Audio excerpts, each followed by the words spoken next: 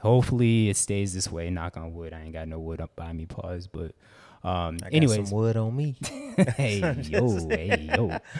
Sir. And if you ain't fucking with this podcast, then you're just a bitch ass trick.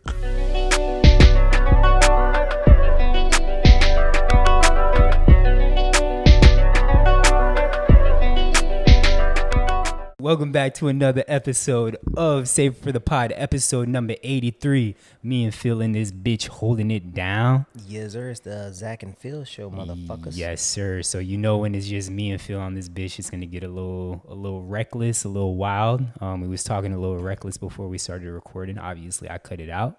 But Luke unfortunately wasn't able to make this episode. He back home with his parents, spending some quality time with them. And AJ just made it back to Florida, but of course Phil had to have an early episode today. And why is that, Phil? Luke had to have an early episode. Oh yeah, sorry, but you initially also, it was yeah, Luke, and so I yeah. agreed to an early episode, and then I got word today that our practices got we having a 6:45 a.m. fighting team practice because we got two fighters fighting tomorrow. So that's why I prefer earlier because I gotta get up at 6 o'clock tomorrow for a 6:45 Saturday practice. Got you. But outside of that, how's your week been? How's life? How's your mentals? How's your chickens? All that. Week is good, other than work stressing me out, bro. There's just so much shit going on at work. But other than that, can't complain, bro. Training, had some good training sessions this week. Spent some good QT. You know how that go. What about you? Got you. Week been cool. So one of the early topics we'll talk about is we had the hurricane that hit. So I had a day where I got to work from home. You had a day where you got to work virtual as well, correct? So that day was very much needed. Outside of that, I mean, work been whatever. Today I just felt out of it though, and I felt bad because I feel like my students, they definitely fuck with me and they know my personality at this point, but I definitely think that some of them find me intimidating and think that I'm mean, but they just know that I keep it real. Like I joke around with them, but I also like, just like how you brutally honest and just say shit, and I'm like, Phil, you can't say it like that. That's how I be with my students in a sort of kind of way. Like they'll do some dumb shit and I'll call it out right away. I don't beat around the bush. And some of them, they begin a little bit embarrassed and uncomfortable, but I just keep it real with them. And I want them to know that I could be honest with them. They could be honest with me. And it's not going to be no bullshit or anything like that. So, but anyways, we had a meeting today and I wasn't feeling it at all. So I kind of just cut the meeting early and left work early without really giving any type of heads up to anybody. But on Friday, people kind of just leave early anyway. So it is what it is. But yeah, we've been cool. You being seen as intimidating is hilarious. It is. That is so funny. I don't know. I think it's just at work. I'm never really serious, and I guess at work, I don't want to be seen as the dude that's constantly joking all the time and immature. So maybe I just put on like this front or this mask and my dog put on his serious face like I'm Zachary and today it's the day. Yeah, but also a lot of times I just be annoyed at work, so that's kind of why. I felt like that too, bro, because I worked virtually from the hurricane. Like, so they like, oh, you guys need to call shops. So of course I'm calling shops. They're not doing shit. Yeah. They off too. So then you get backloaded with all this work and missing assignments. So had a customer call me incompetent today, only for him. Oh, where? Yeah, only for my supervisor to reiterate everything I did. He said that straight up? He said you're incompetent? Well, he told the file owner. And the file owner told me, he's like, oh, he thinks you're incompetent because the dealer wrote an estimate that I didn't agree with. Yeah. So I didn't write for none of the stuff that they wrote for because they didn't prove it was damaged. And so then my supervisor got involved, told him everything that I did everything right. And now he's like, oh, yeah, you got to handle this with care. And I'm just like, man, whatever. But, yeah, man, this is like all day. It's just been issues, people calling nonstop. And then I got a coworker that's going to be going on next week. So I'm his team partner. So all his voicemails and customer calls go to me. And I already get like 15, 20 calls a day. And I don't like working with people anymore, bro. I just want to do my job and go home, which is why I enjoy my last position more because I didn't have to talk to people too much. Yeah, I'm glad I'm not in any type of like sales or customer service or anything like that, but dealing with college students is not the greatest and definitely gets on my nerves a lot of the time. But anyways, kind of alluded to it. So Hurricane Ian, it hit Florida, and now it's like in North Carolina. It's in the right Carolinas. Yeah, so people always super concerned with us down in South Florida. In Miami, at least, we got nothing. We got a little bit of heavy rain and wind here and there, but nothing too crazy. In Broward, You got hit with some tornadoes. Yeah, y'all got hit with some tornadoes. If we got hit with tornadoes, high winds, rains. But even where I was at, it wasn't too crazy that like I was startled or anything. But it's always just funny because my family's not from Florida, so Yeah, they used to the derechos.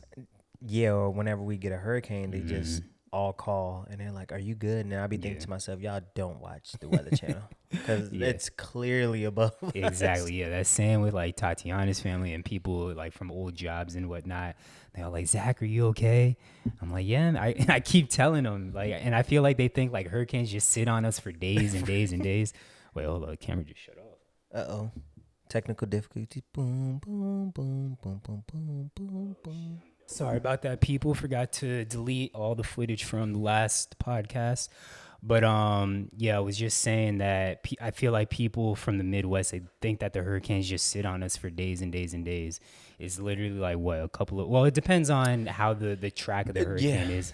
But typically for us, it's like it's a day or two. not even. Really? It's like hours, like 8 hours or so at max, I feel like. Well, a lot of times they go through the night though, so I feel like it counts as a day.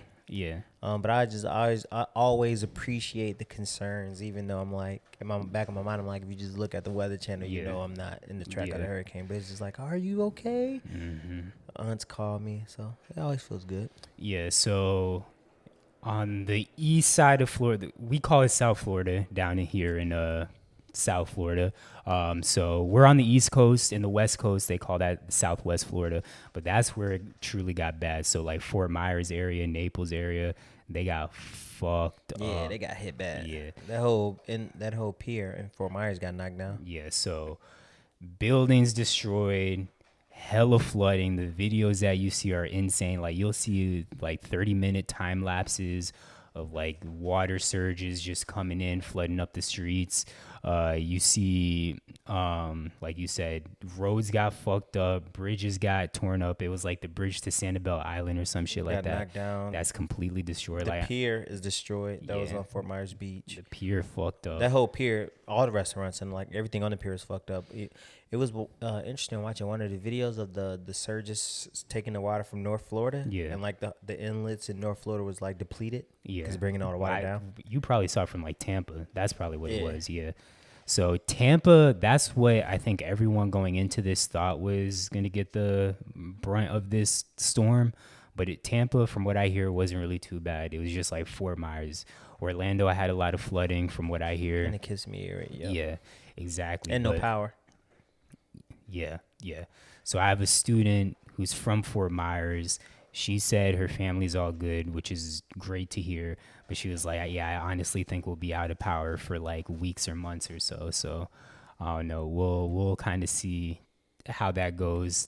I'm not religious, but for those that are, I'm sure they'll say prayers to, hold on, I need to get Kobe out of here.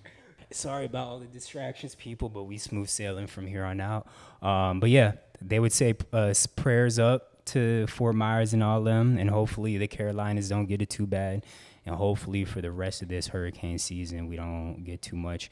Also, I know you're not from down here, but have you ever heard of a fucking king tide before? Like, have you seen the videos today of the king tide in Miami? No, what's that? So it's like a super tide, and like South Beach, like within minutes, just all the water, like obviously, there's the water, there's the beach sand area, like, on South Beach where it's like, I'm trying to think how to describe it. Like you have like the bushes, you walk through the little path, then you get onto the beach. Like the water was essentially all the way up to there from the super tide or the king tide. Like this shit crazy. I don't think it has anything to do with the hurricane. From what I read, it's not hurricane related. I think it's just something that kind of happens every so often, but Mother Nature not playing around right now, bro. Nah, man. We'll see what happens. And they saying Florida is soon going to be underwater, and this might just be the beginning of it. Yeah. But hopefully no more hurricanes. I be telling Danny, every time there's supposed to be a bad hurricane, it goes over South Florida because South Florida is where all the real money's at in Florida. Yeah. So that's when they turn on the weather machines. That's my conspiracy. They turn on the weather machines and push it elsewhere in the state. Facts. Yeah, because I feel like South Florida, like Miami area at least, as far as I know, even kind of Palm Beach County down. Yeah, we haven't had any bad storms. St. Andrews, Hurricane is my dumbass said St. Andrews. Hurricane Andrews was a really bad one, but that was in like 92, 93, I think it was. Since then, we've had some like decently bad ones. 2004, I remember, and it was a meme going around that there were like the 3 hurricanes that we had that shut down school for a minute. But there hasn't been anything like brutal. Nothing bad since I've been here. And since you've been here for sure. Yeah. So hopefully it stays this way. Knock on wood. I ain't got no wood up by me. Pause. But anyways, got some wood on me. hey yo. Sir, get me that wood. So I don't know if you know who Adnan Syed is. Do you know who he is? No. So have you ever heard of the Serial podcast? No. Damn, bro, you sleep. So podcasting obviously is kind of like within the last 10 years, I'll say, is something that blew up. Like within like 5 to 10 years, it kind of blew up. And one of the podcasts that was like top of the charts, top tier, was a Serial podcast. It started off with this story. Adnan Syed, he got accused of murdering his girlfriend, Eamon Lee or some shit, like Hayden Lee. I forget what her name was. But he's like Muslim or something like that. She was Asian. They were high school sweethearts. They were still in high school. He got accused of killing her. And that's what they did the podcast on, because even though he had been in jail, I think at this point, like 20 plus years, there was no true evidence to say whether he did it or had he not done it. And this podcast kind of like brought up this trial, brought up a bunch of new information. There was an HBO documentary. I think I might have talked about it on the early pod, and I forget what that was called. But there's been like other podcasts, other documentaries, like a bunch of shit just about this trial, because there was no true evidence. Nobody knows, did this nigga do it or not? And it is a pretty interesting story. Tatiana, of course, she's super into true crime. So I think I told her about it, but she's followed it to this day. She's read court documents, all this shit about the trial. And so just recently, I feel like because all this shit has come up with the HBO docs and podcasts, they finally, I guess, acquitted him, or let him go for wrongful conviction, or they didn't have enough information and just let this nigga go. But it's kind of good to hear. Again, nobody knows whether he did it or not. I think the consensus is we don't think that he did it, but it's just nice that they finally did. I think this took place in like Baltimore or somewhere in Maryland. So I have to check it out. Yeah, I know you're not like a super true crime junkie, but the Serial podcast, it was a really, really good podcast. I mean, I guess I like true crime documentaries. Yeah. So I don't know what I am. I like history. Got you. But yeah, shout out Adnan Syed and his release. It's always crazy to me about these people that get wrongfully convicted, and how, I mean, there are sometimes they end up paying the victims for the wrongful convictions, but I feel like the money is never enough. Like, you can't really pay back somebody for their time that they've lost. And it's always like people that have been in jail for like 20 years. It's not like, oh, you've been in jail 3 years, we'll pay you. Like 20 years of my life, bro. Yeah, I'm pretty sure I just read, it was either on Say Cheese or at Chicago Media Takeout, that a guy just was awarded $9 million because he was wrongfully convicted for 23 years. Yeah, I saw that. I was like, damn, that's a lot of money, but still, I don't know, 23 years, that's a whole... It's a whole life. You said 9 mil? 9 mil. 9 mil for 23 years? Yep. Do you think do you think you like if you knew going in you'd be able to get 9 mil after? Could you do 23 years? It's not. I don't think it's worth it. Yeah, I don't think so either. Because your experience in those 23 years, you can't put a value on that. Yeah, and we don't know if that nigga had like family, kids, anything like that. So 23 years in the pen, you definitely slept with a nigga. You think so? Ain't no way. Any nigga that got more than 2 to 3 years, they sleeping with niggas, G. So that means if you had 10 years, you fucking a nigga? How long you think? It's not that I consciously gonna fuck a nigga, but I just tend to think that you probably got sexually assaulted within those 10 years. How long you think it's gonna take you to break down? It's either you got sexually assaulted Hold or on, you sexually assaulted answer my question. How long you think it's gonna take for you to break down? down? It's like I said, it's either you got sexually assaulted or you sexually assaulted somebody. Honestly, I don't even think you'd break down. Not so much because it's like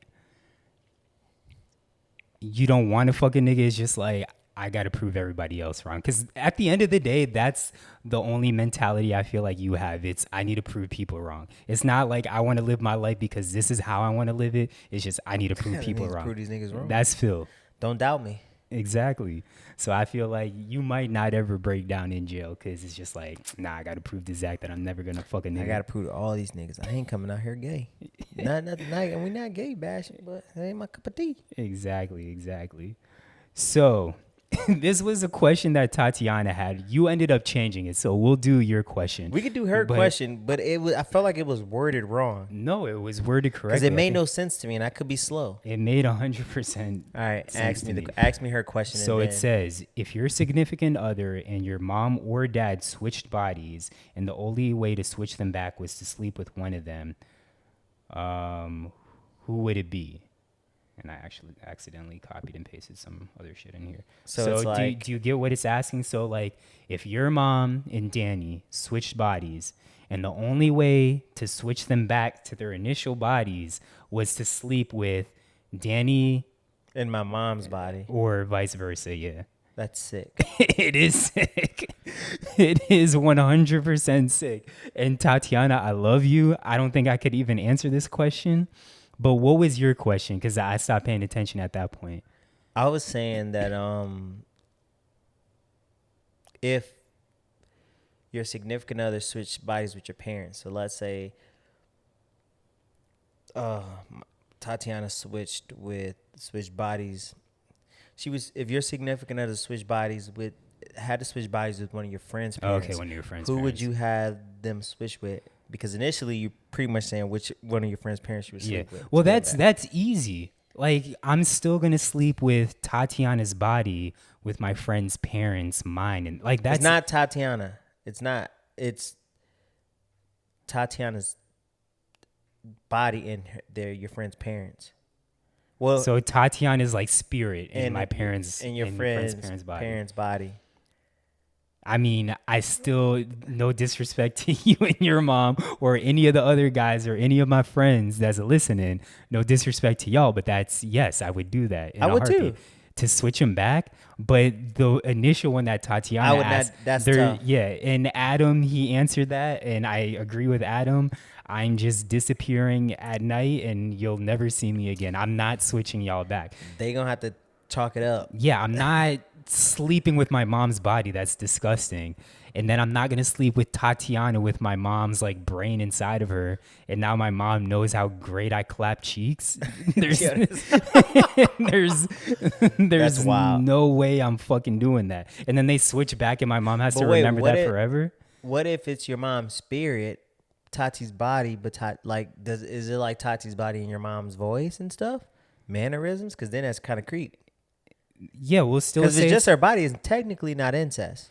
No, yeah, but still, when they switch back, now your mom remembers everything that took place. She knows you clap cheeks. Exactly. I don't need my mom knowing how great my cheek clapping abilities are.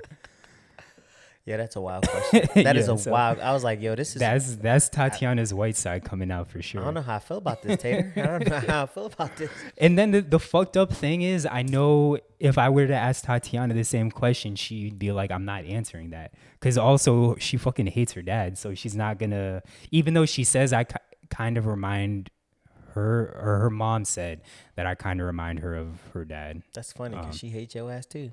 Yeah, that is very true. But Tatiana also reminds me of my mom. But either way, neither one of us are ever taking part in that situation. She's a sick individual for making that question. Tati, you're sick. Yeah, I actually am kind of curious to know what she'd say, but I'm not gonna call her out here for all that. So did you have a question of the week or no? No, I didn't. I didn't prepare. I ain't gonna hold you.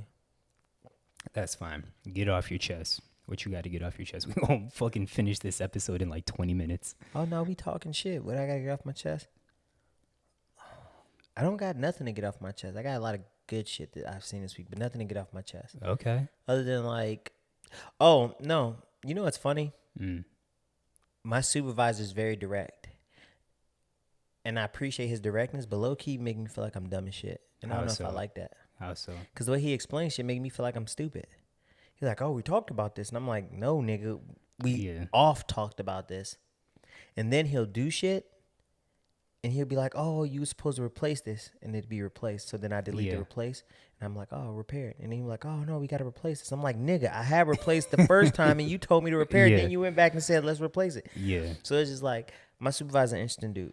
So, also, is it like, what is the organizational tree? Is it him, and then like, are you his only subordinate? No, I guess. No, he has a team. So he's a team. Like he supervises like 4 or 5 of us. Okay. Does he talk to other people like that? I'm sure he does. Okay. That's just his style. And he talked about me. He asked me about it. He was like, "Well, what do you think about my supervisor style?" And I'm like, "Well, it is what it is." Yeah. Because it's not like, even if I tell you to change it, you're not going to change it. You know what I'm saying? Mm-hmm. That's who you are. That's who you are. So I'll adjust to you. I don't need you to change your style for me. I'll just adjust to your style. So that's what I kind of told him. He was like, "But I mean, if it's not working," I'm like, "It's off working." Yeah. I'm like, "You just got to repeat yourself a lot. That's all." Yeah. Nah, like I feel like my boss is not that way. My boss just likes to fucking micromanage. That's his issue. Like if he didn't do that, I'd have so much less stress. But a lot of times he'd be asking me to do shit, kind of like what you were saying, and like I've been did it already. Like you don't need to check up on every single thing. Like clearly you're noticing a pattern of you asking me, "Hey Zach, like, oh, I just thought about this. Make sure that this is done." Bro, I already did it. Like you don't need to keep checking up on me. And you've essentially made this my program now. You worry about what you need to worry about and let me handle my thing. I got this. Now folks be like, "This is wrong." And I'm like, "All right." And then be like, "All right, we'll do it this way." That would piss me the fuck off. Like, "Yeah, this is wrong. This is wrong. This is wrong. We need to do it this way. We talked about this." And then he'll be like, "Oh, put this in the notes." So I'll put it in the notes, and then he'll be like, "It's all wrong. You didn't write it like this." I'm like, "Nigga, I wrote it. Yeah. I just didn't write it how you would write it." Yeah. I wrote it in, and I simplify everything. So I make everything super simple. He wants me to like overcomplicate everything. I'm just like, "Nah, I can't do that, fam." Got you. So that's I gotta get that off my chest. Is like learning how to. It's adjusting to a new supervisor. Like this is the first time since I've been at my current job where it's like, it's not that we don't get along. It's just that I'm not keen to his supervisor style. So it's like all my other supervisors are super hands off. Yeah. In the past, they're super hands off, and he's like a stickler, a super stickler. And I'm not used to having a stickler as a supervisor. Yeah. I don't think I've ever really had that. That shit would drive me nuts. It's different, bro. Because I'm like, all right. Because then I'm like, I'll do something to alleviate a problem, and he'll exacerbate the problem, and then go back and alleviate the problem for what I did from the beginning. And I'm like, bro. Yeah. Like I did that in the beginning. And you told me to do it differently, and now it's like an issue, and then we end up doing what I did in the beginning. Yeah. And I'm like, all right, fam. Like, because he's so stickler, and like he's trying to save every single dollar. And I'm like, sometimes you just got to just replace the shit just to get him off your back. You feel me? Nah, some shit, and this actually is a get it off your chest. Some shit that my boss does that drives me up a fucking wall is kind of same thing you're saying. He wants it a certain type of way, like his way. It doesn't even need to be the right way. It just needs to be his way. So a lot of times, like maybe I'll create a flyer. And again, he used to be in my position. So everything I know how to do, he knows how to do. Yeah, we may have different ways of doing it, but he knows how to do everything I know how to do. Right. So I'll maybe submit something, or send him something and be like, oh, what do you think? And it might be like a 2-second fix on like Illustrator or some shit like that. And he'll be like, oh, you should change this or whatever. Actually, it won't even be like, what do you think? It'll just be some shit that I already submitted or posted. And it'll be like, oh, I noticed that this date was incorrect. I'm just throwing out an example. And he'll be like, can you change it? This nigga could easily change that shit on his. It would take him faster for him to change it by himself instead of him messaging me on Microsoft Teams, emailing me, or walking over to my office and being like, hey, can you change this? Just do it yourself, bro. Like, don't come to me.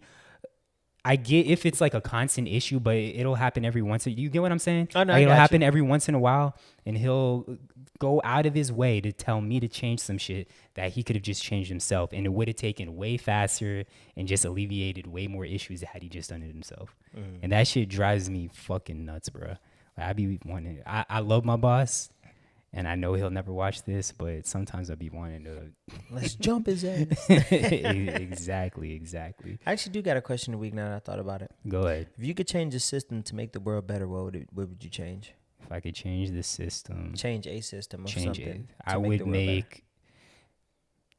People would still find some kind of roundabout way, but I would make money obsolete.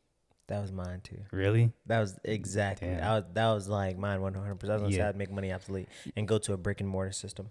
You mean a barter system? A barter system, yeah. Like He I'm said thinking of brick and mortar. stores.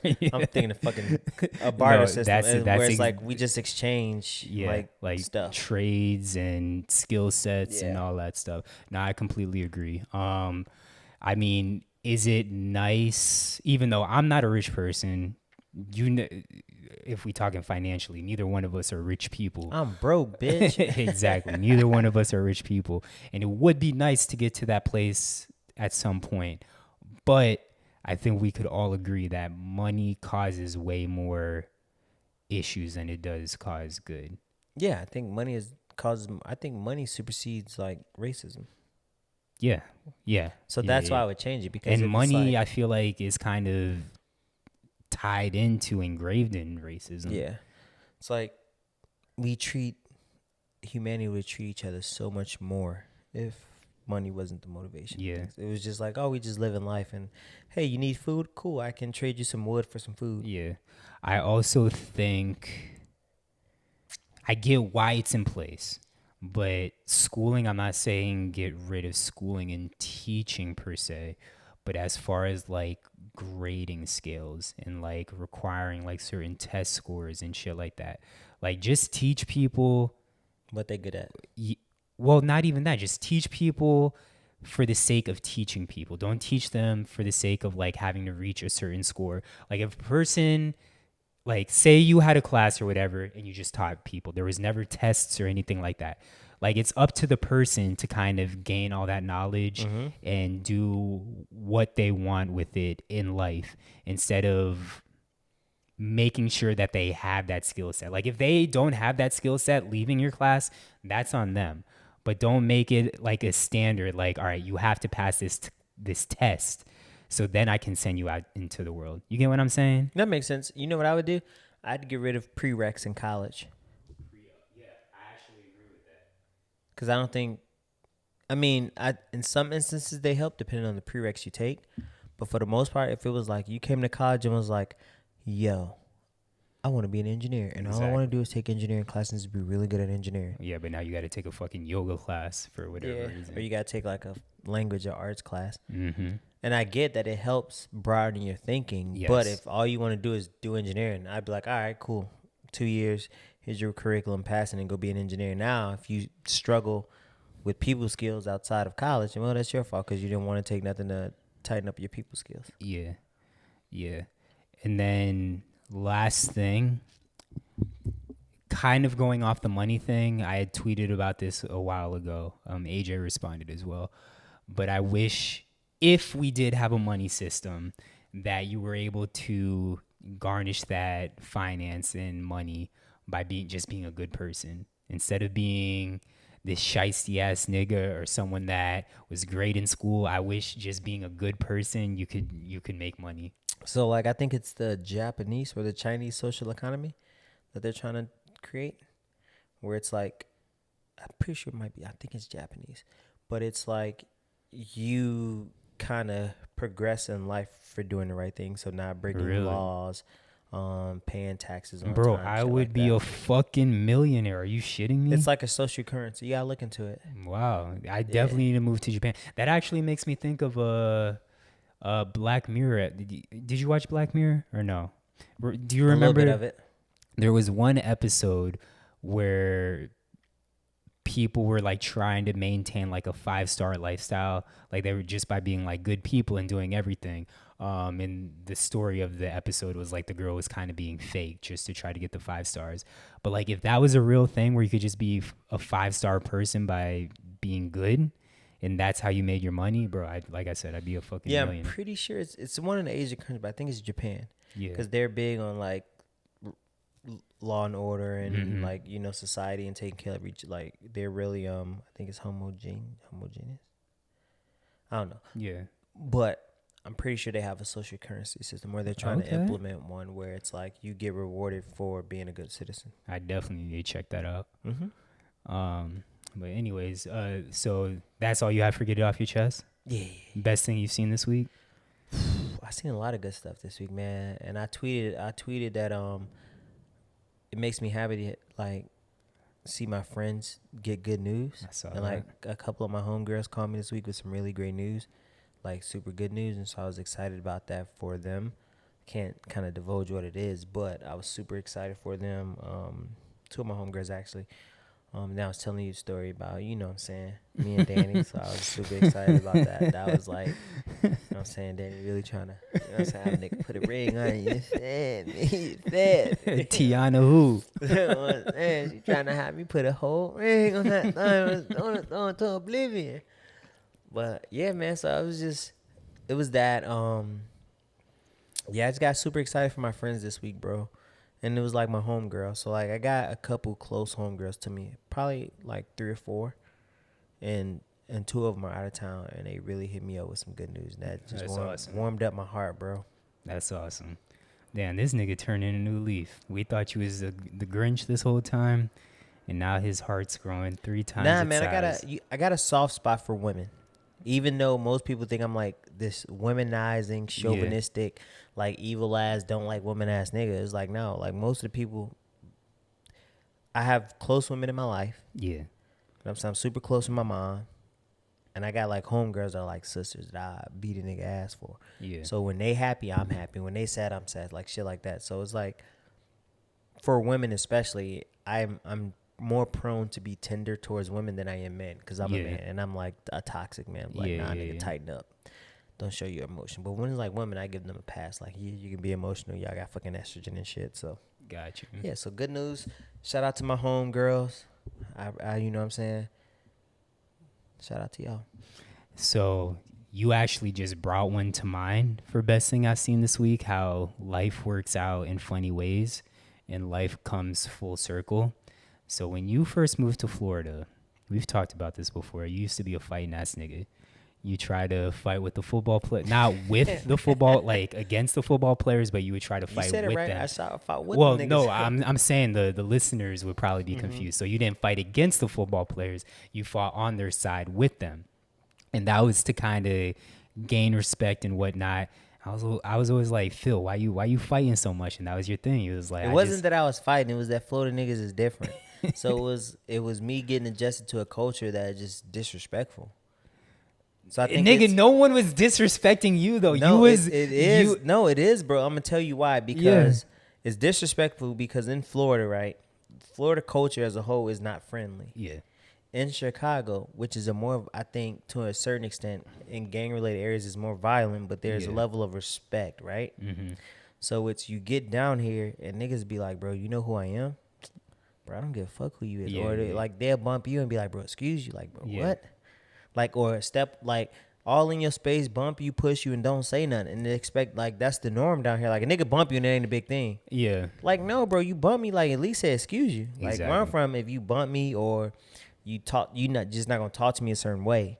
Yeah. So that is the adjustment. Like, to me, the culture is slightly disrespectful because it's like, bro, you know who I ain't. Like, it's almost elitist. Yeah. And No, and that shit rubs me the wrong way. I 100% will agree, but you saying that is going to make the listeners think that people were disrespecting you and that's why you were fighting. That was not the case as to why Phil was fighting. No, sometimes. Did these situations occur towards Phil? Yes. Were people being disrespectful towards Phil? Yes. But the situations Absolutely. that I was a part of when I seen you fighting, it was fights that had nothing to do with it. Was an A and B conversation. Phil was C. Phil had nothing to do with it. Phil was like, all right, I'm going to jump in so I could gain the respect of these A niggas. But I fought with them niggas. At the time, nobody knew you. I knew like one or two of them. No. I No. off knew Timo.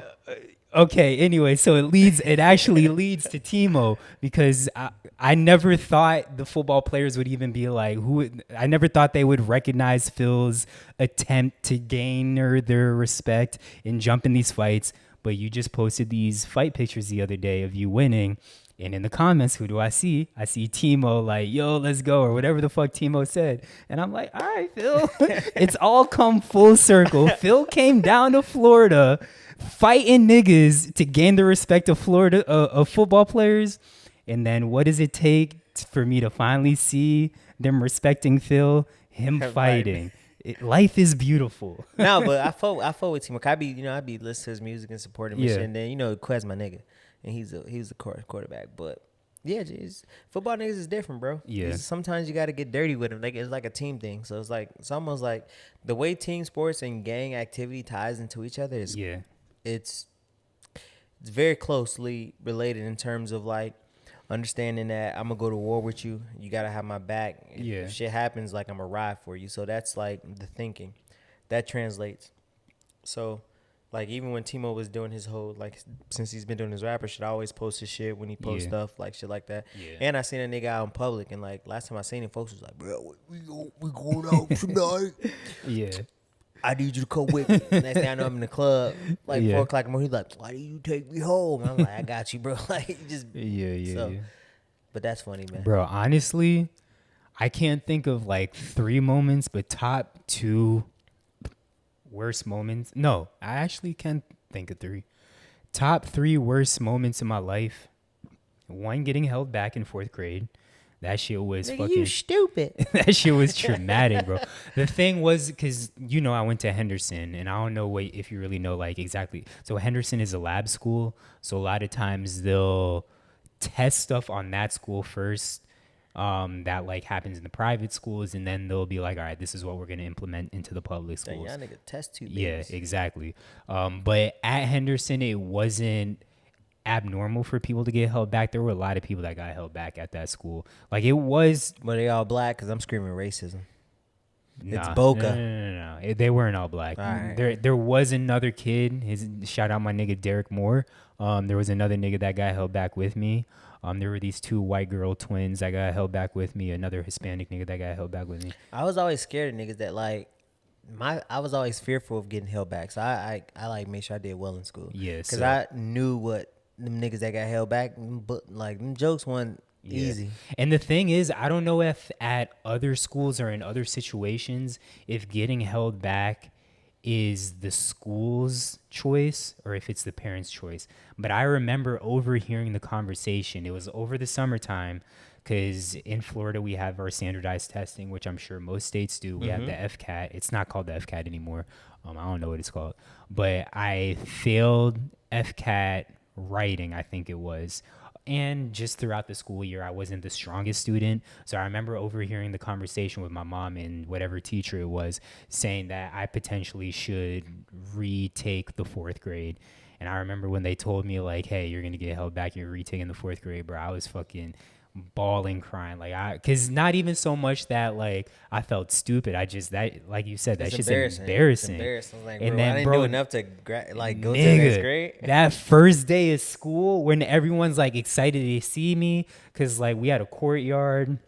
So everyone's like talking to me, like, Zach, like we ready to have class together. And I didn't want to break the news to nobody. So nobody really knew until the bell rang and it was time to get to class. And I went back into the 4th grade class. And now my new classmates were like, why is this nigga in our class right now? And I'm like, bro, this shit is fucking traumatizing. So getting held back, that's one. Not making the high school football team, that was 2, bro. I was furious when I didn't make that shit because it seemed like everyone that made the team was people that went to the over summer like conditioning and whatnot. Mm-hmm. Gotta get in the coach's favor. Yeah, exactly. But I went to Henderson, which was in Boca. Listeners, y'all not gonna know like the locations and whatnot. But Boca, it's on the school. It's on FAU campus. My high school, it was like 5 minutes away from me. I lived 30 minutes away from where I went to elementary and middle school. And so I didn't know anybody at Park Vista, my high school. So literally like my first day of class was like the first time I met the coaches, all that shit. I didn't know about the summer conditionings and whatnot. So then I remember tryouts, bro. I was killing the tryouts, did everything perfectly. But Park Vista was also, and niggas that don't make the team, they always got 1,000,001 excuses. But I feel like these are legitimate excuses. Park Vista, at the time, it was one of the biggest schools in Florida. It was the second year that the school was, like, they just had built the school. Mm-hmm. It was a brand new school. So it was the second year that it was around. I killed it in tryouts. I remember there were even certain situations, because I was trying out for wide receiver, where certain situations where we get jammed off the line and they were like, you see how Zach's doing it? That's how y'all need to be doing it. I had that perfect release. And then finally the fucking paper with the teams came out, bro. I didn't make it. Not even B team? JV, no, didn't make it, bro. It was so, like, literally every freshman boy that played sports tried out for the football team. And, like, for me, even though I stood out in the tryouts, I feel like it still wasn't enough. I had to be there for the conditioning, so that was tough. And then me not making the basketball team my senior year. And, again, I feel like that was because I didn't go to the summer conditionings. But I got Caribbean-ass parents. They wanted me to have a job over the summer. Me not having a job over the summer wasn't an option. So the varsity coach, he already didn't really like my attitude that much. Oh, and Jessica Singer, she listens to the podcast. She's the Eagles fan that won the Civ Pod giveaway that we did. Go Birds. Yeah, so I felt like Coach Smith never really liked me. But I remember when I didn't make the team, I had talked to him about it, him and the JV coach, and they were just like, yeah, they kind of felt like my attitude or whatever. Like they were always trying to push me to be better, and I felt like I just never took that next step. So me not attending the summer conditionings and me never taking that next step is why I didn't make the varsity team. So those were the top 3 worst moments, I feel like, of my life.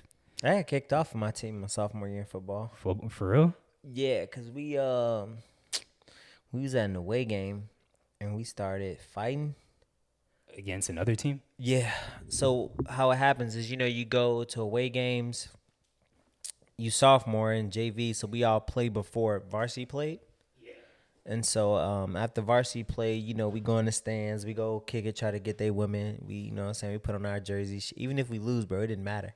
You put on your jerseys, you go walk on the home other school side, and try to get some girls. We end up getting into a fight, bro. And it was a big ass fight too.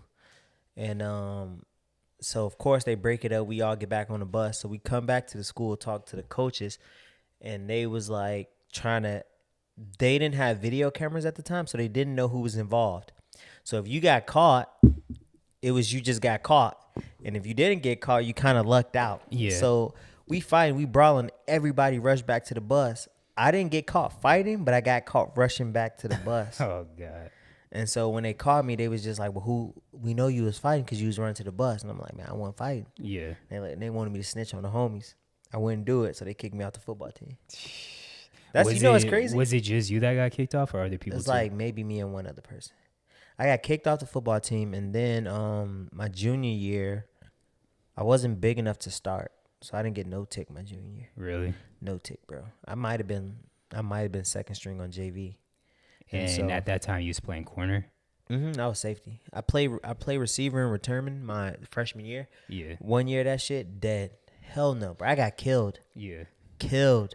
I was like, I'm never doing this shit again. I went to defense. I was like, I'd rather hit a nigga. Bro, and that's crazy to me. Like, as someone, when I did play like Pop Warner and whatnot, I could, like, hitting people scared me because I was always scared about, like, cracking my neck or whatever. Like, I feel like me as an offensive player, I could always kind of protect myself. Yeah, there might be me coming over the middle and I might not see the hit coming. But outside of that, if I see the hit coming, I could always avoid it or kind of protect myself.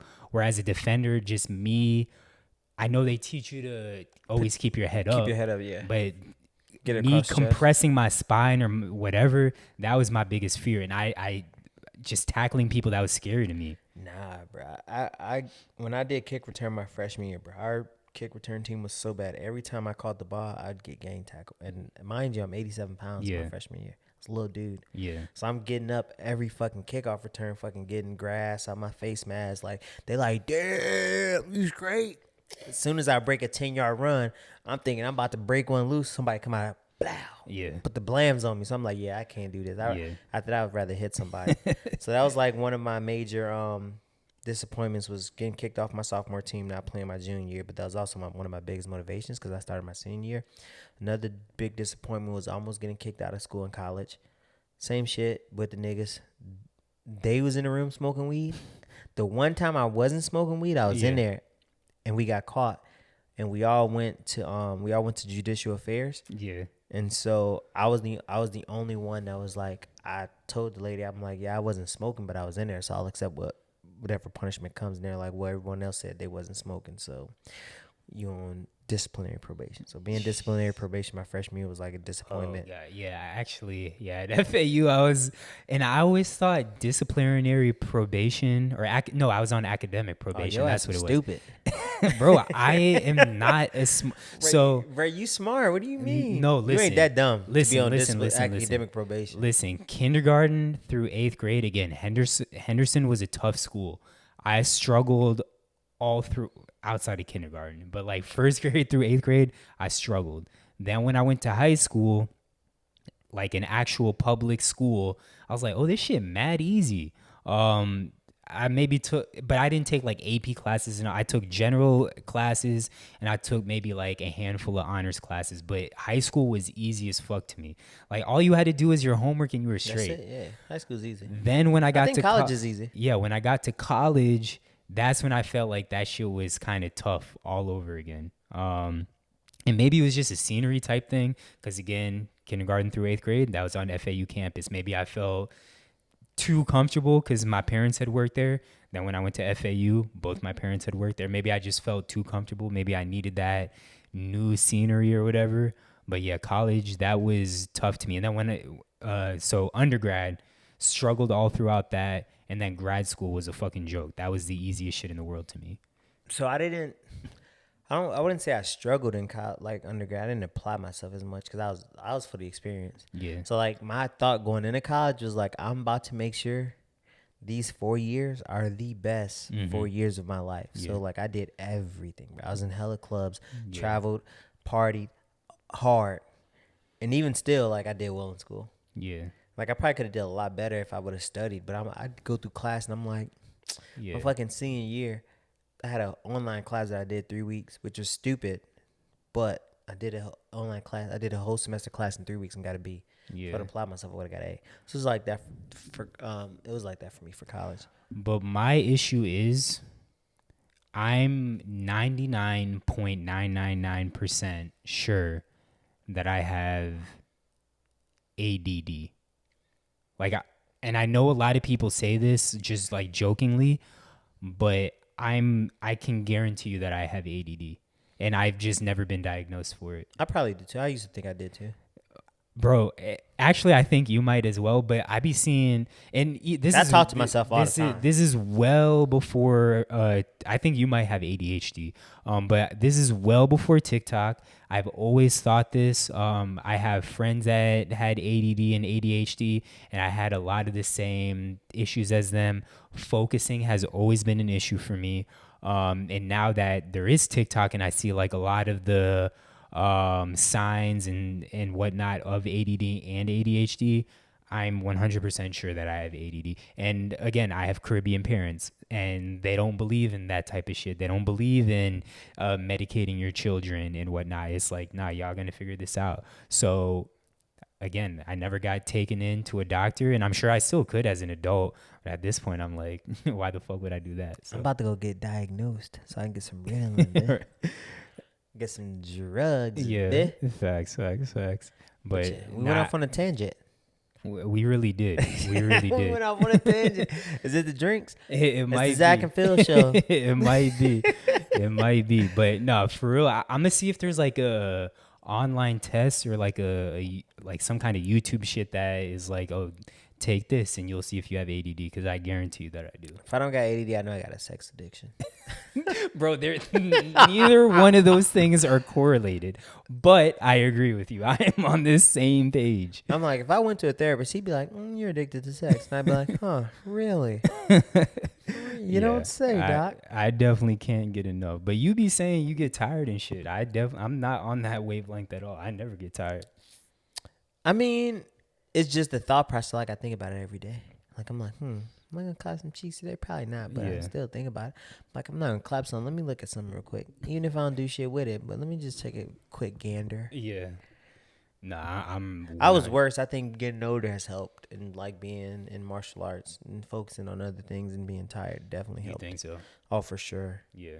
I was beating my meat once a day. But yeah, and I've said before, I have an addictive personality, because I could be good, like not watching porn, not beat my meat, nothing for like a minute, and then it's like as soon as me and Tatiana have sex, it's like just because I got that nut off, it's just a like jump start, right? Yeah, exactly. The next day I want to watch porn. The next day I want to watch porn. The next day I want to watch porn.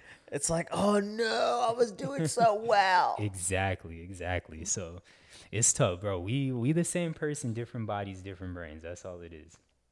But moving on. Wait, did I say the best thing I've seen this week? I don't even think. No, the Timo shit. Yeah, that's what it was. Hey, shout out Timo. Make sure y'all cop his out. Make sure y'all cop his song. Timo44 on Instagram. That's the homie. Yes, sir. Streaming. So you put it on there. I have also watched it. Dahmer. I haven't finished it. Oh, you haven't finished? I'm in the mix. Shit. It's good, but this nigga's weird. This nigga's wild.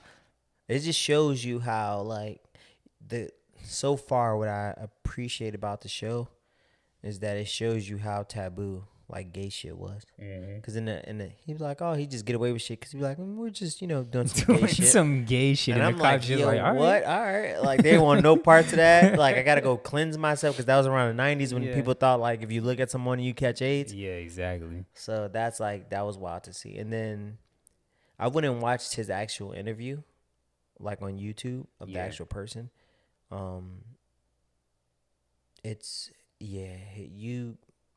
He definitely got away with a lot of that shit because they were black victims. Yeah, 100%. How far are you? Because I don't want to 6 okay. or 7. Not that I really remember the episodes, and it's not really a spoiler because I mean it's based on a true story, and if you kind of know the Dahmer story, then you know. I'm right at the part where he gets caught. Okay. Where the dude gets away. Yeah. So I will say, and it's not really a spoiler, but Niecy Nash, that's her name, right? The neighbor in real life, her name's Niecy Nash, I think.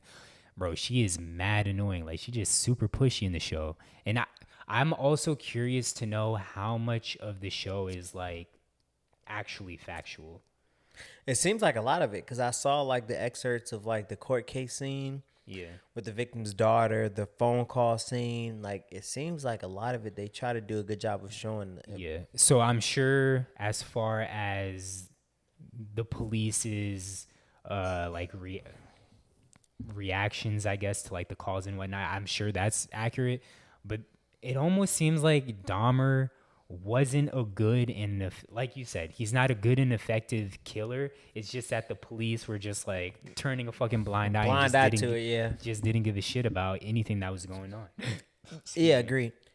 And there's some like dialogue in there where I'm like, they definitely didn't say that shit back in the day. Like what? Like when he's like when the gay guy's talking to his mom, and she's like, oh, like I don't know, it's just like the 90s. I'm like, you're not talking like that. The Like gay, being which guy though? the deaf one? gay guy. Okay, I'm like yeah, right after that episode where they yeah, humanized him and yeah, then he get off. yeah, yeah, and that's also the difficult thing about this whole series. And I know it has a lot of pushback from people on social media and A lot whatnot. of the victims' families, because Yeah. they're like, bro, you just sensitizing like and re-traumatizing us. Yeah, so my thing is they humanize Dahmer. Facts. Yeah, and there are times where I do catch myself like, damn, I kind of feel bad for this, but then I have to remember, like, no, this nigga He's is a serial killer and a killer. cannibal. Yeah, a killer and a cannibal that didn't give a shit about other people's lives. That's why you have to watch the interview on YouTube. His actual interview that he did from prison in like 92 or 93, Yeah. where he talks about like, no, I just did it. He's like, I was just sick. Yeah, and that's kind of, and you'll probably see this soon, but even in the show, he kind of recognizes that. Like, he knows what he's doing.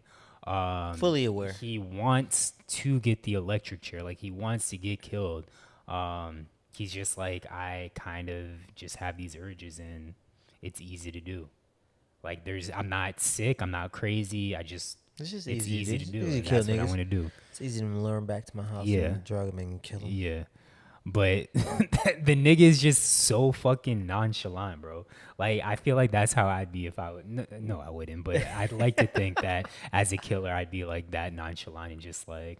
Yeah, it's easy to do. Yeah, and You want to get some the drinks? fucking balls on this nigga, bro, because it was like a couple of times where the cops might have been called on him, or the cops might have showed up at his house, and he was like, "Oh, you can come in if you want to." And I mean, yeah, the nigga could have been bluffing, but it's like, no, that's really what he was doing. Like, no, you can come in if you want to, and if you find some shit, you find some shit. It's just, we're doing gay stuff. Cops are like, yo, Exact- you're doing gay stuff. I'm not going in there and looking. Bro, exactly. But it is a very good documentary. It was also kind of funny because I saw a meme going around about the Dahmer's dad in the show. They were like, stop letting this nigga have kids because he's also the same dad from Step Brothers. And obviously in Step Brothers, he has an idiot son, which is the same with Dahmer in this show. But it is a very good show very good so far. documentary. Or it's not a documentary. Docuseries, It's a right? show, Yeah. But next, I do kind of want to check out the Smile something? Wayne No. Casey. What was his name? Not Dwayne Casey. John Wayne Gacy? John Wayne Gacy. Yes, Dwayne Casey. Yeah, That's a black coach, Zach. I knew it wasn't right as soon as I said John Wayne it. Gacy. Yeah, John Wayne Gacy. I want to check that shit out after. But you know what's funny to me? Because I've seen so many girls, Tatiana included, and this isn't a shot, saying how they don't want to watch the show because it kind of freaks them out, or they just have whatever reason as to why they don't want to watch the show.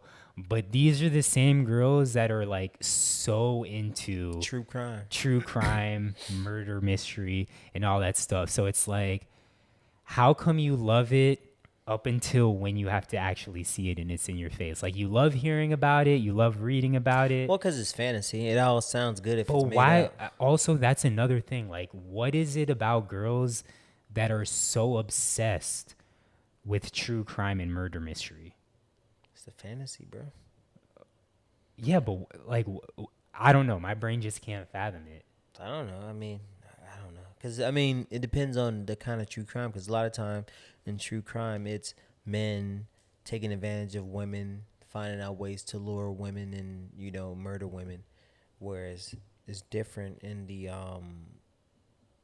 in Dahmer's case, because he was attacking men, gay men. Yeah. But I just think it's that power dynamic. And I feel like for a lot of girls, it is kind of like you're saying fantasy, but I feel like it is kind of like a sexual fantasy thing. Not in Tatiana's case. I feel like she's more so trying to protect herself. People are definitely been sexualizing the Dahmer joint. Yes. And so you haven't gotten there yet. Again, it's not a spoiler, but he does start to get fan mail and sexual mail. And to me, it's just like, there's so many horny niggas in this world. What about a serial killer is it that makes you want to throw the box at a serial killer that's in jail? And like, they got the show on fucking TLC, Love After Lockup, where like it's the same shit. People fall in love with niggas in jail or girls in jail or whatever, and it's crazy to me. Hey, it's that You want a bad boy? yeah, that infatuation with dangerousness. I Like, guess. oh, he's dangerous. That shit's just it's crazy to me. It don't make sense to me. Anything else you've been streaming? Nah, that's pretty much been about it. Okay. Another thing that I watched over this past week with Tatiana, Black Box, and honestly, I love Black Box. Oh, you watched it? No. Oh, bro, you a you a fucking idiot, bro. What I was gonna say is the wine is starting to hit. So honestly, I can't even remember what the fuck the Black Box was about, but it was a good movie. It's on Prime Video. So if you've not seen it, go ahead and watch it. Next, we have music. A lot of music dropped today. A lot of new music dropped today. So I'll start with YG. 400. Yeah. So Phil, you actually the one that put me on YG. I remember the first time you played him for me. Obviously, I knew the song "Tooted and Booted," but whatever you played, I was like, I slept with a girl to that mixtape. I'll never forget. Really? Yeah, bro. Yeah. She was like, "Oh my god, I love this mixtape." After we had sex. So then it was up until My Crazy Life came out when I was like, "Oh, this nigga actually super nice." But today he dropped an album, and I'm trying to pull it up right now. It's called "I Got Issues." It's decent. I'll need to play it a couple of more times. It's not My Crazy Life or anything like that, but I do fuck with it. Then we also have Kid Cudi. Listen to a couple of tracks off of that. Yep, Kid Cudi dropped Intergalactic. It's good. It's very it seems vintage Cudi. Mm-hmm. It's a lot of here I am, digging me home. So it's like super down. Yeah. And it's like super spacey. There's a couple of tracks I didn't like the one with Ty Dolla $ign. I don't think I like. Oh really? Nah. See, I haven't gotten there yet, but I was looking forward to that track because I really fuck with Ty. I think it's the one with 2 Chainz. It's the one with 2 Chainz. It's the one with Can't Shake Her with Ty Dolla $ign. But other than that, like I think it's a great album. Okay. Super good. And then Gangsta Gibbs, Freddie Gibbs dropped. Wait, hold on. Before you even get to Freddie Gibbs, so I saw that Kid Cudi. There was a movie that dropped or something on Netflix. Intergalactic. Yeah. So this is the soundtrack for that. Got you. So what is is it a movie? Is it a series? I think it's animated show or a movie. Okay. Got you. So I got to check that out. And I'm assuming most of these songs are probably within the show. Yeah, they're super spacious songs. Like it gives me like Satellite Flight mixed with Man on the Moon. Okay. So like those, like Man on the Moon 1 vibes. Got you. And I fuck with Man on the Moon. Yeah, I like it. Like you can turn it on and just zone out, bro. It's good. Mm-hmm.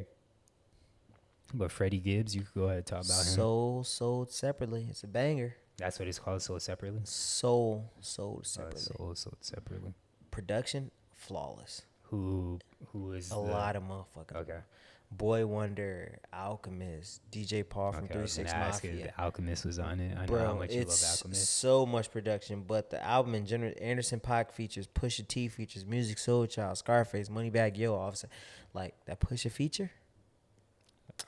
I was going to say that's probably your favorite song. That Pusha feature is creme de la creme. Yeah. It's Push on a Coke song. Yeah. With great production. And is the Moneybagg Yo song anything? Moneybagg Yo song's fire. He really? snapped. Okay. I'll give him his due. He snapped. Moneybagg Yo snapped? Moneybagg Yo snapped. Okay. Like he might have the best verse. Really? Yeah. Over Push. Over Freddie. Because it's just Push on that song. On that album. Yeah. I thought you meant. Wait, on the album or on the song? On the song, it's Freddie and Moneybagg. Nigga. Push got the verse. Push got the best verse. This nigga drunk as shit. You saying Moneybagg Yo had the best verse on that song? On that song with Freddie. All right. Push probably had Push verse is my favorite verse on the album just because the beat with his verse is amazing. Got you. But the album in itself is really, really good. It's a contender for top 5 this year drop because the production is that good. Really? Lyrics is that good and cohesiveness is good. It's because it's like mainstream Gibbs. Yeah. But the album is like a mix of like old 3 6 Mafia, old Do or Die, old Bone Thugs and Harmony. Like you just hear the retro influence of like that. I don't know how to it's like that style of like you know what I mean? Yeah. It's good, and I've listened to it twice so far. Okay. So I haven't watched any reactions on it yet to appreciate it a little bit more, but I like it. It's good. Got you. Didn't disappoint. And then there was something else that I saw that I wanted to check out, but now I forget what it was. Oh, Tory Lanez dropped something too, but I don't really listen to Tory Lanez. Tory Lanez after he shot Meg, I kind of, and I'm not in cancel culture, but I just stopped listening to. I've just never been a big Tory guy. He makes good music. He makes good songs, but I just never checked out his discography. But R&B, I feel like the last couple of months has been a little bit, or last couple of weeks at least has been a little bit lacking. And also with music and lacking, bro, you were supposed to have this Discord playlist channel popping, and you haven't come out with no playlist. In a week. I'm working on an alternative playlist. Okay. And I'm still working, but I got some hot shit on there. Okay. I got an alternative playlist with like Californication, got some Red Hot Chili Peppers on there, got some Go Go Dolls. It's just finding the other right songs to put on there. Goo, not Go Go. Go, whatever. But I got an alternative playlist I'm working on. And I'm going to do an 80s rock playlist that I fuck with. Speaking of alternative, because all black people fuck with Paramore. Hold that thought, I got to pee. All right, well, I'll hold it down.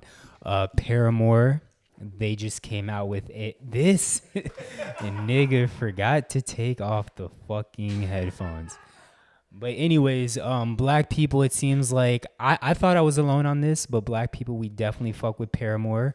Haley, or whatever her name is, no disrespect, she and her group, Paramore, came out with a single this week.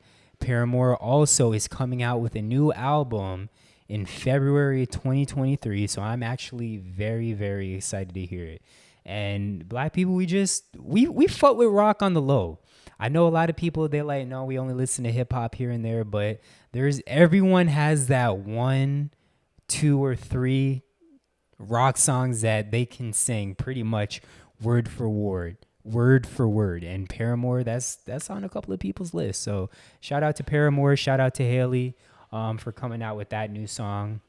But moving on from music, we have sports. And we're early in the week, but as far as sports go, last night we had Thursday night football. We had the Dolphins play the Bengals.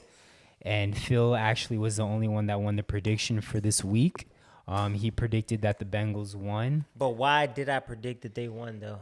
I don't feel like that was a fair assessment. That was a fair assessment, bro. So you said because Tua was concussed. I legit said I'm picking the Bengals because Tua is concussed. And what happens? He ended up getting knocked out in the game. But I feel like your thought process was he was concussed, so he's going to have an off game. He was concussed as in he shouldn't have been playing. Yeah, but you thought he was going to get concussed again? No, I just thought he shouldn't have been playing. Okay, but I'm saying for when he was in there, outside of that one severe overthrow, he played decent. Yeah, he was playing well, but my point was you concussed, anything can happen. Yeah. And so when we did our pick'ems, that was my reason. I'm like, well, I'm going to pick the Bengals because I just didn't think Tua would play well because he was concussed. Yeah.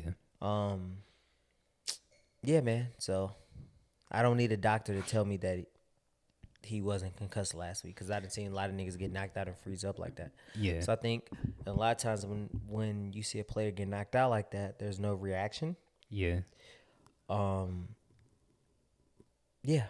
But even before we get to the concussion, let's talk about while Tua was in the game, and I do want to address some of the overthrows. We kind of talked about it on earlier podcasts, but do you think and they alluded to a little bit in the game, do you think there will be some eventual frustration from or actually, I don't think it was in the game. I think I've seen it on social media. But do you think there will be frustration from Tyreek Hill not being able to get these deep balls paused that he once got from Patrick Mahomes?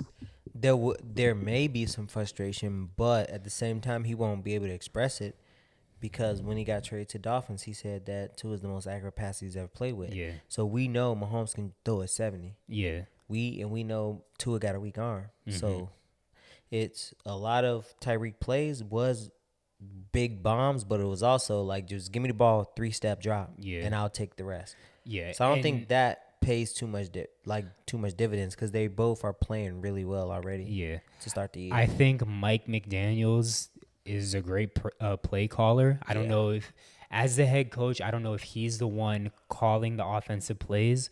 I mean, he was an offensive coordinator, or if the new offensive coordinator is the one that's coming up with them.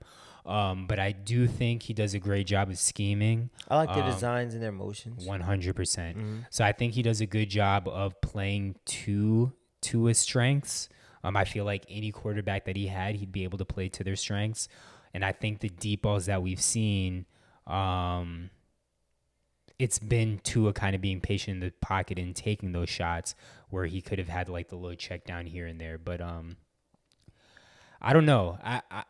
I do think eventually there will be a little bit of frustration from Tyreek Hill. I don't know if Tyreek Hill doesn't seem like that kind of receiver. Like, he jokes around a lot, he has fun, but I don't know if we'll see like that turmoil, like, and no disrespect to T.O., but like kind of a blow up that a T.O. has had, like a Randy Moss has had. I don't know if we'll see that type of blow up or anything like that. And I also think in that instance where he underthrew about like a bunch of yards, you just gotta get the ball out quicker. Yeah. It's the fact that he held it too long. Yeah. You can't throw it, just throw that bitch up quick. Yeah. And let him get under it. But yeah, man. But getting back to the concussion,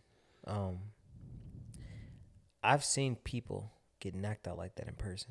Wait, hold on. Sorry, I don't want to keep cutting you off from the concussion. I had one more question as far as the deep ball. Is that something that he can develop? Because I feel like a deep ball thing, I feel like that's not a strength thing. I feel like that's more of a technique thing. No, I think it's a technique and street. You just got to be able to throw it. Yeah. He's never thrown a good deep ball. Really? And that's cool because Drew Brees don't got a good deep ball. Like, Tom Brady has a decent, like, it's not the greatest, but yeah, I don't think he can develop it. Jalen Hurts gets criticism for it, too. But, I mean, he got a decent deep ball pass. All right, sorry, continue with the concussion. Oh, no, I just think that I was saying, have you ever seen a person get knocked out? Well, I remember years ago, I think Javid Best was his name, the Cal running back. I remember there was a play where he ran and dove into the end zone and then ends up getting concussed and his arms were fucking stiff like this. And I mean, I've watched UFC fights and whatnot. So, I mean, I feel like for Luke, who was kind of thrown off by it, not to say that was his first time, but I think Luke was a little shocked by it. But I was in the same boat as you. Like, I've seen people get knocked out before, and then their bodies kind of get that rigor mortis. So that wasn't anything new to me. He was kind of speculating, and I'm sure there's other people that have speculated, will this be career ending? I absolutely do not think so. But of course, absolutely not. Of course, if he continues to get this head trauma, whether that's the Dolphins rushing him back or even after he's taken his time off, comes back and gets this head trauma, like, it could eventually be a career ending. I said I think it'd be 4 to 6 weeks, 8 weeks max, right? Yeah. If you watch contact sports, boxing, UFC particularly, you've seen niggas get locked out like that. You've seen him freeze up. I had a buddy in high school that got knocked out like that. Yeah. Like, hit his head off the back of the concrete, hands gripped up. He froze up and started seizing. Woke up and was in fourth period. It was wild. Yeah. Like, seeing that in person. So I was like, all right. The problem is it just looks bad because it's on national TV and it's a standalone game. So now it's all eyes on the NFL. But yeah, man, like I said from the start, he was concussed last week, bro. If you wobble, you knocked out. Like, you probably shouldn't have been in the game. Yeah. And I'm interested to see what happens from an investigative standpoint because, again, he got cleared by a Dolphins doctor, but also a third party doctor, an independent doctor. Yeah. All week. So now let's see what happens. Yeah, I mean, it always looks worse. Yeah, we'll definitely see what happens. I think you said it. Sorry, I was trying to pull up this video to make sure I was right about Javid Best. But you said that the NFL will be conducting some kind of investigation. Well, the NFL or the NFL, Players Association. Yeah, well, they had already started an investigation. Mm-hmm. So initially, they were gonna get their statements on Friday after the game. Yeah. So what hurt them is that He looked like he was concussed Sunday, and there's a short turnaround. So they played on Thursday night. He gets knocked out again, and then he seizes up like that. Like he freezes up and seizes up. That was though. I've seen people freeze up before, but that was the first time where I like the individual fingers. Because usually I've seen like their fists be enclosed or whatever, but his fingers, like, again, it looked like he had arthritis or rigor mortis. Think about it. You freeze up how you in that moment, right? Yeah, because when it first happened, did you think that it was he was frozen up from a concussion? Yeah. When it very first happened, when he got hit like that and he froze up. Yeah, when it very first happened, I was like, "Oh, did he dislocate his fingers or something like that?" No, I thought it was a remember I told you 2 weeks ago when I was at that fight and the nigga got kicked in his head and he knocked out before he hit the ground. Yeah, that nigga was on the ground like this, bro, stuck for 2 minutes, out cold. Yeah, like I said, initially I thought he injured it, like dislocated some fingers or something like that. And I don't know if you agree or disagreed. I said it on Discord. Like, to me, the crazy part was it didn't even look like his head hit the ground when he got flung to the ground. It didn't look like his head hit the ground that hard. It hit, but the thing is, if you haven't healed from a concussion, it don't take much. It don't take much. Exactly. And he's already fragile. Mm-hmm. Like, keeping it a buck. Like, it is what it is. He's already, like, he's been injury prone since Bama. Yeah.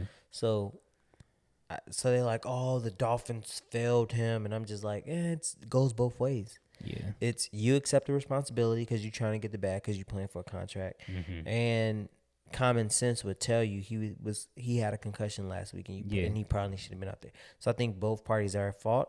And again, they had an independent doctor approved. Yeah. Like, so. But again, I don't really trust NFL independent doctors either because it's big business. Yeah. They'll be like, it's an independent doctor, but at the same time, like, let him play. The doctor that punctured, what's the Chargers' backup quarterback last year? Or he was going to be the starter. Remember the black quarterback that got his lung punctured? Shit. And now they're saying that... I can't think of his name. He's suing for that. Yeah. Now the starting quarterback, they were like, hopefully he doesn't go to the same quarterback. Bro, I'm dumb. The wine definitely hit. I can't think of fucking names right now. Isn't he playing right now? Wasn't he the backup? So the black dude, he was going to be, I think, the starter. And then because of the whole puncture lung thing, I mean, he lost his starting job. And now it's, bro, I feel like an idiot because he's a good-ass quarterback for the Chargers. Justin Herbert was the start or the backup. And then the black dude. What's this nigga's name? No, I can't think of it. Here, I'll figure it out. We gotta find this now. I don't know, man. Lung puncture NFL. I'm just Tyrod Taylor. Tyrod Taylor, yeah. Tyrod Taylor. So yeah. Outside of that, I mean, it was pretty boring of a game. I ended up getting no points from Jalen Waddle, but. Eagles, how you feeling about the Eagles right now? Best team in the NFL? We're the only unbeaten team left. That's true, but do you feel like you're the best team in the NFL? I think we're top 3.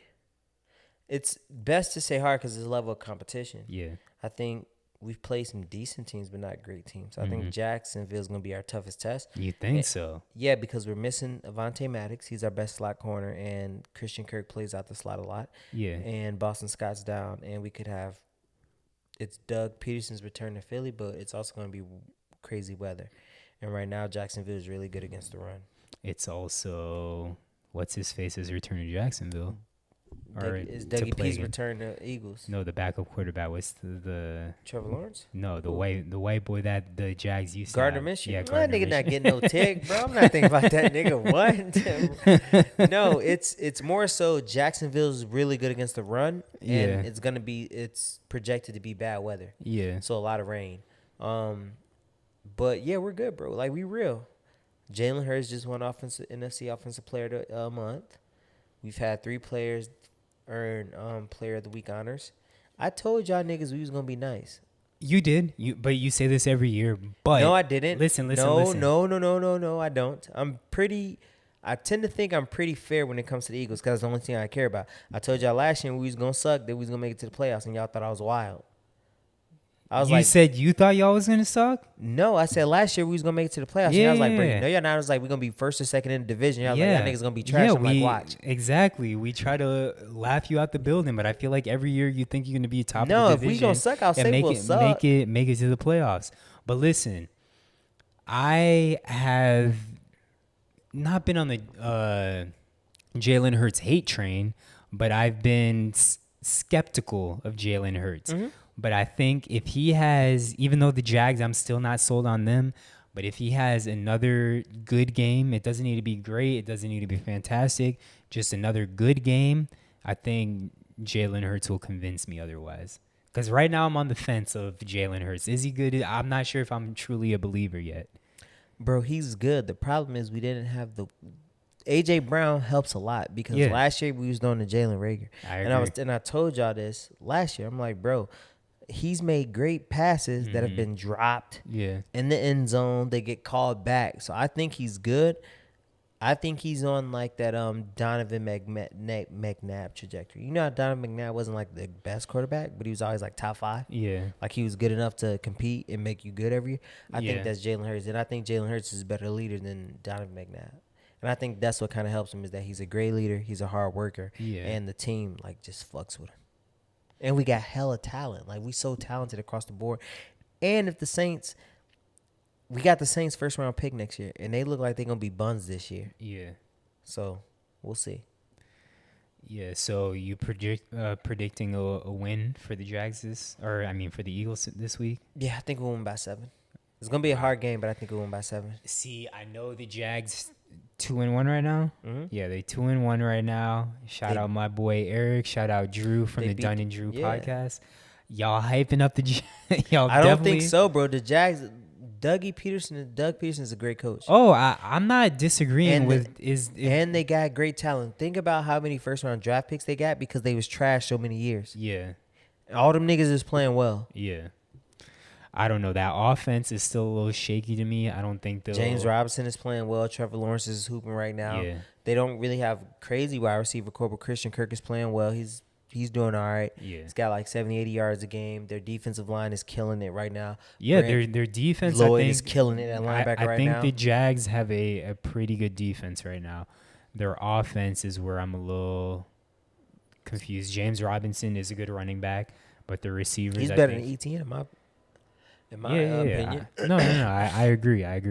ETN is still trying to figure it. I mean, he was out all last season. He's still trying to figure it out and whatnot. But I definitely think that, bro, I'll give y'all 13 points on the Jags.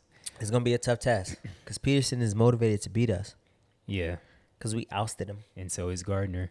But Bucks, we play the Kansas City Chiefs this week. I think we're playing in Tampa. I know initially it was kind of, are we going to play in Tampa? Are we going to play in Minnesota? Just because of the hurricane and everything, but I'm pretty sure they're still playing in Tampa. But Mike Evans should be returning from suspension. Russell Gage is still figuring it out. I'm not sure what's happening with who? Chris Godwin. I think they're still trying to figure out if he's going to be able to play. I think he's questionable now. But our offense right now has just been stagnant. I feel like injuries has been a big part, so it would be nice to have people back. So let's do our picks. Hold on, before we do our picks. And we don't do that on the pod anymore. We don't? You and AJ didn't want us to do it this early, right? I thought we were doing it on Saturdays now. You're right. That's facts. I wanted to ask you, oh yeah, what's your earliest sports moment as far as early sports moment memory as far as your professional teams go? Not you playing a sport, but you following a team. So the Eagles. So the earliest memories from the Eagles I can remember was... But not even the Eagles. I mean, I know LeBron's your favorite player. You don't truly have a favorite NBA team. I was an Eagles fan before I was a LeBron fan. Yeah. Probably... I can remember McNabb watching him scramble for that 13 seconds, I think it was. Okay. Or that game where Freddie Mitchell caught 3 touchdowns and thanked his hands after the press Oh conference. yeah. The Freddie Mitchell game where he Yeah. thanked his hands. So that's probably like my earliest. Have you ever been to an Eagles game? Because I won't go unless I go in Philly. I want my first Okay. game to be in Philly. Got you. That's So I'm fair, hoping to plan that after, next year with. Danny has a Brian Dawkins jersey. Mm-hmm. So I think I might get a Slate jersey. Maybe plan it. Wait, she has a Brian Dawkins jersey? Or Yeah, is because the I brought a Dawkins I brought a Brian Dawkins jersey off You have Depop. one too, though. It's his autographed one, so I'm Yeah. never wearing it. Got But you. I brought one for myself off Depop, but it was like Yeah. a woman's medium, but they didn't say that.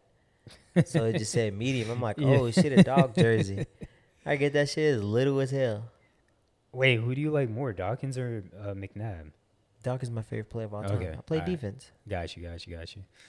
I wore 20 my sophomore year because of Dawkins. For me, earliest memories definitely in the Orange Bowl with Justin, with his dad, us being hot as shit in the crowd, Miami versus Florida State. It's a classic game. It was one of the, I think, wide right games. Jeremy Shockey had like a game-winning touchdown or some shit like that. So that's one of my earliest memories. All my early memories are like Canes games and whatnot. And then, of course, us winning the national championship. So I'm blessed. I've seen all my teams in my lifetime win a national championship. It's just Me too. now the Canes fucking suck, bro. And Me that's too. the one that I care the most about. But Canes, I seen win it in 01. Bucks, I seen win it in 02, 03. Lakers, I seen them win it several times. Chelsea, I seen it win several times. I was a big fan of that. I was rooting for that Bucks team. Wait, you've never seen the Eagles win the Super Bowl? Are you stupid? Oh, wait. 17. I am. What are my you talking fault, about? I my fault, enjoyed my it. Like, I almost My cried. fault, my fault. Yeah, of course. I was like, I've seen the Eagles win. I've seen the White Sox win the World Series. Seen LeBron win. Seen Shaq win. Seen D Wade win. The only person I didn't see win was Allen Iverson. But, yeah, man. My only real team is the Eagles for real. Yeah. And I've seen them win. So that was like the icing on the cake for me. Got you. Anything else sports-wise that you want to discuss? NFL, college? I mean, I'm sure NFL is really the only thing you want to discuss. Nah, man, it's NFL season, so you know where my mind's at. Got you. Anyone that you seen that's early MVP defensive player? You think Slay could be because corners I feel like really don't ever get defensive player. No, he won't. I think right now he's all pro. Yeah. Like also we didn't discuss this, but you saw that they're doing away with the Pro Bowl. Yeah. I'm good. I like the skills competitions. They need to bring them back. Those are fun. Yeah. And then with social media and how you mic up players, like you can make a real show out of that. Pro Bowl is useless. Yeah. Because they don't do shit. They don't even tackle no more. Nah. Like, it's boring. I haven't watched Pro Bowl in like 6 years. Yeah, same. But I watch the skills competition. I watch that for sure. Yeah. You think Josh Allen MVP? No. I got Hurts early MVP. Okay. Jalen Hurts. I'm not I mad got at Hurts that. and Jackson. Oh, yeah. Lamar. Lamar been hooping. Give me Lamar. Pay that man. But I got Hurts because we undefeated so far. Yeah. Depends on how we finish. I mean, we got our 2 tougher games coming up. So I think Jacksonville's going to be a tough game. I feel like Jacksonville's going to be a tough game, bro. Dougie Peterson is coming back to Philadelphia. I feel like that alone is going to make it tough. I feel like, not to say it's a cakewalk because it's NFL. Anything can happen. It's not college. But I think y'all will be in control for majority of the game. I don't know, bro. It's just something about revenge games. You know what I mean? Doug Peterson's coming back to the Eagles. He going to get a standing ovation. Like, his players. It's Philadelphia. Fucking Philly fans are not giving this man a standing ovation. You are wild. He brought us the only championship. What happened with him? Did he get fired or? He got fired. Well, we let him go, but I guarantee. What do you want to bet he gets a standing ovation? Okay, we'll see. He'll get booed after the standing ovation and when the game starts. But he brought us our only Super Bowl. He has a statue outside the stadium. He's getting a standing ovation. Yes, I didn't know. The Philly special call. Him and Nick Foles have a statue outside the stadium. Bro, I would be hot if my fucking statue's outside my stadium. That's like if the fucking Lakers statue outside the stadium was like fucking Sasha Vujacic or some shit like that. No, he brought us our first. I get that, but that's still a gross ass statue to have. That's not a gross. The first one, the Philly special call, that's a great statue, bro. He's getting a standing ovation. I guess. I don't. What do you bet? I'll be shocked. Why? What do you bet? Because it's Philadelphia. Those fans are. No. Before you say that, Philadelphia goes hard for niggas that do well in Philadelphia. Yes, but he is not in Philadelphia anymore. But how he left was not his fault. I get that. So it's not like he was like, I want to leave Philly. He was like, I want more control because I want a Super Bowl. And Howard Roseman was like, hell no. Yeah. So they left. So it's not like he wanted to leave. Yeah. Which is why he's gonna get love. Yeah. Because I'm not saying he'll get booed. I'm just gonna be shocked. I'm telling if you he now, gets bro. a standing ovation, get a huge standing ovation. We'll he see. delivered a Super Bowl. It's gonna be wild. What you bet? I mean, we also don't even know if like the TV broadcast will like show it. They're gonna show it. All right, they'll show it. We'll see. I mean, I'm not betting anything because I'm not allowed to bet, but I'll be shocked. I'll say that, and I'll admit I'm wrong. I'm not like Luke who will fight to the death of not being right. I know the post of Eagles fans, bro. Trust me. All right, we'll see. He'll get booed when the game starts, but once they introduce him, stand and know. They're probably gonna do a video for him and everything. We'll see. All right. All right, but it's been another episode of Save for the Pod, episode number 83. Phil, hit the drop. Peace.